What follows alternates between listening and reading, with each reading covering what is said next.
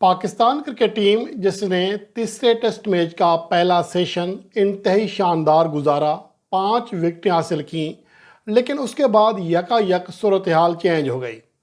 दूसरे सेशन में अगर देखा जाए तो पाकिस्तान के कैप्टन शान मसूद की नाकिस हिकमत अमली, या यूं कहें अगर मैं कुछ ज़्यादा बोलूँगा तो खैर कहीं तौहीन शान मसूद ना हो जाए, क्योंकि ये पाकिस्तान क्रिकेट बोर्ड का चहीता कैप्टन है। लगातार 6 टेस्ट मैच हार भी जाए तो कोई कुछ नहीं कह सकता, क्योंकि जनाब शान मसूद साहब हैं। और दूसरी बात ये है कि मैंने गुज़श्ता वीडियो में थोड़ी तनकीद कर दी थी उनके ऊपर कि उन्होंने जी आमिर जमाल से ओवर नहीं कराया, उन्होंने ज़ाहिद महमूद से सिर्फ 3 ओवर्स कराए, सलमान अली आगा से सिर्फ 1 ओवर कराया। ये भी उनकी मेहरबानी है, अगर वो 1 ओवर भी इनको ना देते तो क्या कर लेते हम कुछ नहीं कर सकते थे। और शान मसूद की ये कैप्टनसी है, उनका ये सेंस है कि एक ही बॉलर से 21 ओवर लगातार फेंकवाए जा रहे हैं। हरीफ बैटर्स इतने सेट हो चुके हैं कि उनके टेल एंडर्स सेंचुरी शराकत कायम कर रहे हैं। जब उनकी 98 रन पर 5 विकेटें गिर गई हैं, उसके बाद उनकी विकेट गिरने का नाम ही नहीं ले रही है, और ना ही शान मसूद अपने बॉलर चेंज करने का नाम ले रहे हैं। लकीर के फ़कीर और किसे कहते हैं। अगर नोमान अली ने और साजिद खान ने आपको गुज़श्ता टेस्ट मैच में विकेटें हासिल करके दी थी और आज भी पहले सेशन में विकेटें हासिल करके दी थी, तो ये उन्होंने कोई जुर्म नहीं किया था कि आप उन्हें लगातार ओवर्स देते जाएं। आप साजिद खान से और जो नोमान अली है उनके चेहरे पर उनकी थकावट के आसार देखें। और मज़े की बात यह है कि ये वो नोमान अली है जिनका फिटनेस टेस्ट पीसीबी ने क्लियर नहीं किया हुआ। पीसीबी के बकौल ये टेस्ट मैच खेलने के काबिल नहीं है, और आप उसे ओवर दिए जा रहे हैं, नॉन स्टॉप उसे ओवर दिए जा रहे हैं। ये कौन सी सेंस है, मुझे समझ नहीं आती है कि यार आपने फास्ट बॉलर से 1 ओवर नहीं कराया।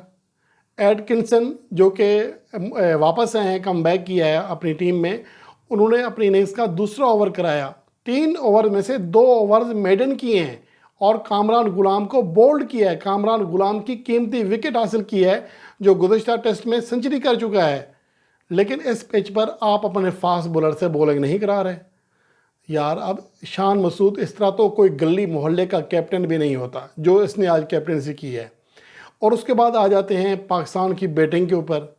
अब्दुल्ला शफीक की जो सलाहियत, छुपी हुई सलाहियत है जो हमें दिखाई नहीं दे रही, ये पाकिस्तान के उस आयल के कुएं की तरह है जो हमें सुनाई तो देता है कि पाकिस्तान में तेल निकल आया।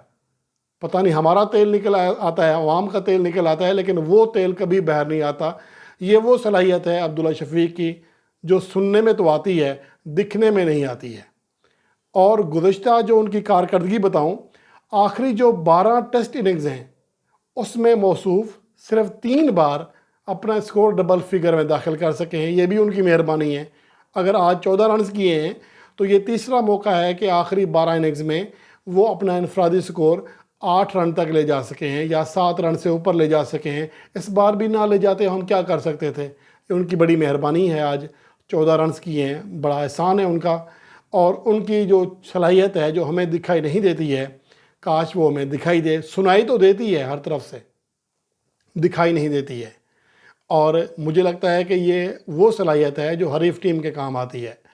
यार अब्दुल्ला शफीक को कितने मौके देंगे और कितना जलील करेंगे पाकिस्तान क्रिकेट को। बाकी प्लेयर्स के लिए ये रोल है कि 2 मैचेस में नाकाम होता है, चलो जाओ जी डोमेस्टिक क्रिकेट खेल कर आओ, परफॉर्म करो, फिर तुम्हें वापस लिया जाएगा। इसकी बहुत सारे ज़्यादा मसाले हैं। यहाँ पर सिर्फ़ और सिर्फ बाबर आजम है जो कि लगातार 1-1.5 साल से नाकाम होने के बावजूद टेस्ट टीम में रहा, वरना हर खिलाड़ी को 1 से 2 इनिंग्स के बाद कान से पकड़कर बाहर निकाल दिया जाता है। इसकी बड़ी मिसालें हैं। आपने कितने चांसेस दिए हैं शाहिद अफरान को, आपने बाकी प्लेयर्स को कितने चांसेस दिए हैं। चांसेस सिर्फ मोहम्मद हारिस के लिए, सैम अयूब के लिए और अब्दुल्ला शफीक के लिए, बस ये। और अगर कैप्टनसी की बात करें तो सिर्फ शान मसूद ऐसा कैप्टन है, अगर लगातार 6 टेस्ट मैच हार भी जाए तो कोई मसला नहीं है। ये पाकिस्तान क्रिकेट का नया फार्मूला है। अब अगर मैच की जानिब आएँ तो पाकिस्तान ने जिस तरह विकेटें गंवाई हैं وہ پچ جو ایسا لگ رہا تھا کہ فلیٹ ہو چکی ہے، فلیٹ در حقیقت نہیں ہوئی تھی. ہمارے اسپنرز اتنے زیادہ تھک چکے تھے کہ ان سے اس طرح بال ہو ہی نہیں رہی تھی، لیکن ان سے اوور بولنگ کرائی گئی جس کی وجہ سے حریف ٹیم نے فائدہ اٹھایا. جو ٹیم 150 سے 160 رنز پر آل آؤٹ ہوتی ہوئی دکھائی دے رہی تھی وہ 267 رن 268 رنز کرنے میں کامیاب ہو گئی. اور جواب میں پاکستان ٹیم کا یہ حال ہے، گو کہ شان مسعود اور سعود شکیل نے کسی حد تک آخری لمحات میں مزاحمت کی، مزید کوئی وکٹ نہیں گرنے دی، لیکن اس کے باوجود ہماری 3 وکٹیں گر چکی ہیں اور ابھی ہم 194 رنز پیچھے ہیں. ابھی ہم خسارہ پورا کرنے میں لگے ہوئے ہیں، ان کو لیڈ دینا تو الگ کی دوسری بات ہو جائے گی. اور آج جس طرح پاکستان کے بیٹرز کھیلے ہیں، سائم ایوب، عبداللہ شفیق، کامران غلام اور وہ جو لوگ ہیں جو گھنٹے کے کنگ ہیں جو بولتے ہیں، وہ کامران غلام کو ایک سنچری کے بعد کنگ، مائی کنگ، آور کنگ کہہ رہے تھے. یار خدا کا خوف کرو. اور میں نے یہی کہا تھا کہ یار ٹیسٹ ڈیبیو میں سنچری کرنے کا مقصد یہ نہیں ہے کہ آپ کا کیریئر کامیاب ہو گیا. کامران غلام کے اوپر اتنا پریشر نہ ڈالیں اور خود کامران غلام کو بھی زیادہ ہوا میں اڑنے کے بجائے اپنے پیر زمین پر ہی رکھنے چاہیے. اور میں نے پوری فہرست آپ کے ساتھ شیئر کی ہوئی ہے، اگر آپ نہیں دیکھی تو ویڈیو دیکھ سکتے ہیں کہ پاکستان کے 13 ایسے پلیئرز ہیں جنہوں نے ٹیسٹ ڈیبیو میں سنچری کی ہے. یاسر حمید نے تو ٹیسٹ ڈیبیو کی دونوں اننگز میں سنچریاں کی تھی، اس کا کیریئر کتنا آگے جا سکا. 3 نام ہیں پاکستان کی ہسٹری میں جو کہ ٹیسٹ ڈیبیو میں سنچری کرنے کے بعد آگے بڑھے: جاوید میانداز، سلیم ملک اور یونس خان. باقی پلیئرز کے کیریئر زیادہ آگے نہیں بڑھ سکے تھے. اس کی وجہ یہ تھی یا تو ان سے بہت زیادہ امیدیں لگا لی گئی تھیں، یا پھر وہ خود کو زیادہ پریشر میں لے آئے تھے، یا پھر اوور کانفیڈنس ہو گئے تھے. تو اس لیے کامران غلام، جن کا ابھی کیریئر بمشکل شروع ہوا ہے، ایک شاندار بیٹر ہے، وہ ڈومیسٹک کرکٹ میں لگاتار پرفارم کر رہا ہے. ان کے اوپر تنقید بھی نہیں بنتی ہے. بھی یار 2 اننگز سنچری کے بعد 2 اننگز ہی تو ہوئی ہیں. آپ دیکھیں، آپ نے عبداللہ شفیق کو سنچری کے بعد کتنی اننگز دی ہیں، کتنی اننگز دی ہیں آپ نے اسے. وہ تو کھیلتا جا رہا ہے، کھیلتا، اور اوپننگ بیٹسمین ہے. آتے ہی پاکستان کی پہلی وکٹ گر جاتی ہے، لیکن انہیں موقع دیا جا رہا ہے. تو کامران غلام کے اوپر بھی اتنا جلدی تنقید نہیں کرنی چاہیے. اب آتے ہیں میچ کی جانب کہ پاکستان کی صورتحال کیا ہے. پاکستان ٹیم لگتا ہے ایسا ہے کہ بیک فٹ پر جا چکی ہے. اب اگر پاکستان ٹیم کو فرنٹ فٹ پر آنا ہے تو آؤٹ کلاس بیٹنگ دکھانا ہوگی، کیونکہ یہ اسپن پچ ہے. یہاں پر تو پاکستان کے بیٹرز کھیلنے کے عادی ہیں. پاکستان کے یا ایشین بیٹسمین اسپن تو اچھا کھیلتے ہیں. اسپن تو انگلینڈ یا آسٹریلیا یا ساؤتھ افریقہ ان کے بیٹرز یا نیوزی لینڈ کے بیٹرز اچھا نہیں کھیلتے.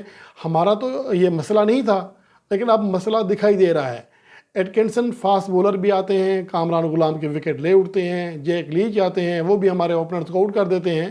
تو ہم نہ اسپنرز کا مقابلہ کر پا رہے ہیں، نہ فاسٹ بولر کا. نہ ہم اب ہی میں رہے ہیں نہ شی میں رہے ہیں، درمیان میں کہیں آ گئے ہیں.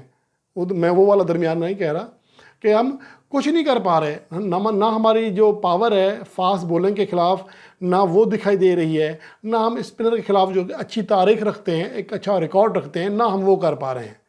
تو پاکستان ٹیم ابھی جو آج کے آخری 1.5 سیشن ہوا ہے، آدھے دن کا کھیل تو ٹوٹلی پاکستان کے حق میں تھا.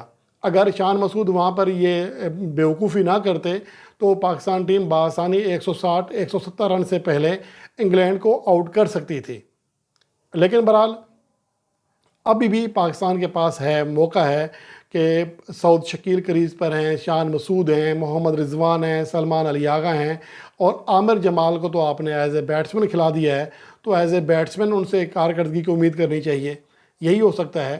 تو پاکستان ٹیم اگر ابھی بھی اپنے اوسان خطا نہ کرے، اوسان قابو میں رکھے، تو ان کی جو اسپن ہے اتنی کوئی زیادہ ابھی ٹرن نہیں ہو رہی ہے.